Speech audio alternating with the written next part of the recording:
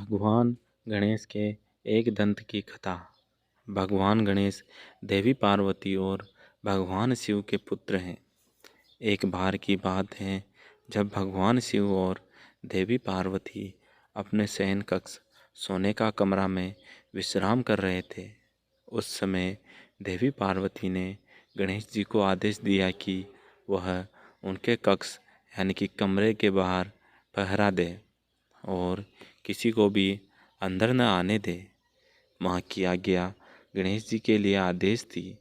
उन्होंने वैसा ही किया और कक्ष के बाहर पहरा देने लगे। उसी समय अचानक परशुराम वहाँ पहुँच गए। परशुराम भगवान शिव से मिलने के लिए बहुत उत्साहित थे। दरअसल उस समय पृथ्वी पर राजा कार्तवीर्य का अत्याचार बहुत बढ़ गया था और परशुराम ने इसी कारण उसे मार दिया था। यह खबर भगवान शिव को देने के लिए ही वह कैलाश भगवान शिव का निवास स्थान पहुँचे थे। भगवान शिव के कक्ष की ओर परशुराम को तेजी से बढ़ता देख गणेश जी उनके रास्ते में आ गए और उन्हें रुकने को कहा, लेकिन परशुराम भगवान शिव से मिलने के लिए बहुत उत्सुक थे। इसलिए उन्होंने कहा कि मुझे भगवान शिव से मिलना ही है। परशुराम की इस बात को सुनकर गणेश जी बोले, मैं आपको अंदर जाने नहीं दे सकता। माँ ने किसी को भी न अंदर न आने का आदेश दिया है। गणेश जी की यह बात सुनकर परशुराम गुस्से से लाल हो गए। उन्होंने कहा, तुम मुझे भगवान शिव से मिलने से नहीं रोक सकते। तुम नहीं जानते मैं कौन हूँ। इस पर गणेश जी ने कहा, आप कोई भी हो, उससे मुझे कोई फर्क नहीं पड़ता। मेरे लिए माँ का आदेश सबसे ज़रूरी है। मैं आपको किसी भी सूरत में अंदर नहीं जाने दे सकता। गणेश जी की इन बातों से परशुराम का गुस्सा सातवें आसमान पर पहुँच गया। वह बोले, अगर तुम मुझे अंदर नहीं जाने दोगे तो मैं तुम्हें हटाकर जबरन अंदर जाऊंगा। इतना कहकर परशुराम आगे बढ़ते हैं, लेकिन गणेश जी परशुराम को अंदर जाने से रोकने के लिए धक्का दे देते हैं और परशुराम दूर जाकर गिरते हैं।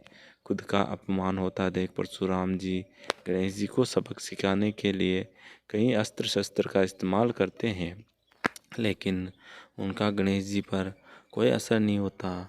अंत में परशुराम जी शिव जी द्वारा दिया गया परशु गणेश जी को मरने के लिए प्रयोग करते हैं। वह परशु भगवान शिव का था, इसलिए गणेश जी ने उसे पहचान जाते हैं और उसका सम्मान करते हुए उसका वार अपने एक दांत पर ले लेते हैं।